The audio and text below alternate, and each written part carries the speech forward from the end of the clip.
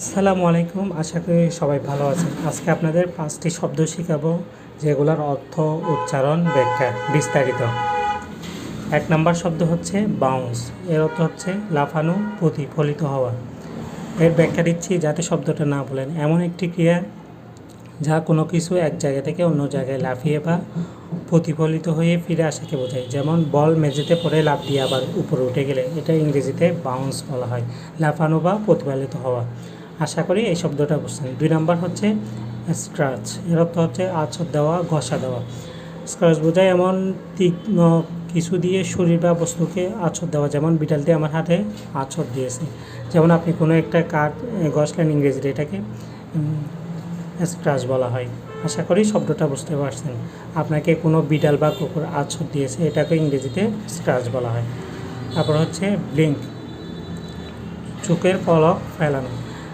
Blink এমন একটি ক্রিয়া যা চোখে স্বাভাবিকভাবে বা অস্বস্তিতে দ্রুত বন্ধ ও খোলার কাজে বোঝায়।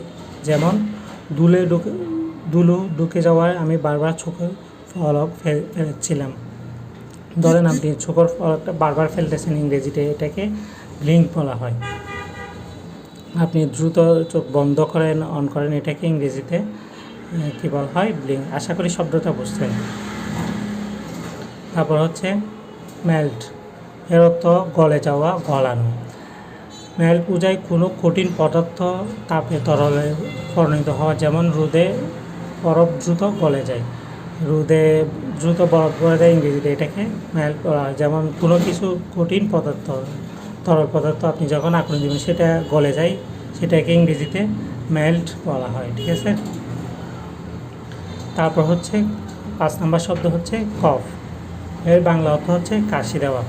কফ ব্যবহার হয় গলা বা শ্বাসনালী অস্বস্তি দূর করতে, জোরে নিঃশ্বাস ফেলার মাধ্যমে কাশি দেওয়ার জন্য। যেমন ঠান্ডা লেগে যাওয়ায় সে বারবার কাশি দিচ্ছিল, এটাকে ইংরেজিতে কফ বলা হয়। ঠিক, গলা বা শ্বাসনালী অস্বস্তি দূর করতে জোরে নিঃশ্বাস ফেলার মাধ্যমে কাশি দেওয়ার জন্য। যেমন আপনার যদি ঠান্ডা লেগে যায়, সে বারবার কাশি দিচ্ছিল, ইংরেজিতে এটাকে কী বলা হয়? কফ বলা হয়। আশা করি শব্দটা আপনারা বুঝছেন। তো ইংরেজি শব্দগুলো আমি আবারও বলে দিচ্ছি। 1 নাম্বার হচ্ছে বাউন্স, তারপর 2 নাম্বার হচ্ছে স্ক্র্যাচ, তারপর হচ্ছে 3 নাম্বার হচ্ছে ব্লিঙ্ক, তারপর হচ্ছে মেল্ট, তারপর হচ্ছে কফ। আশা করি শব্দগুলো আপনারা বুঝতে পারছেন।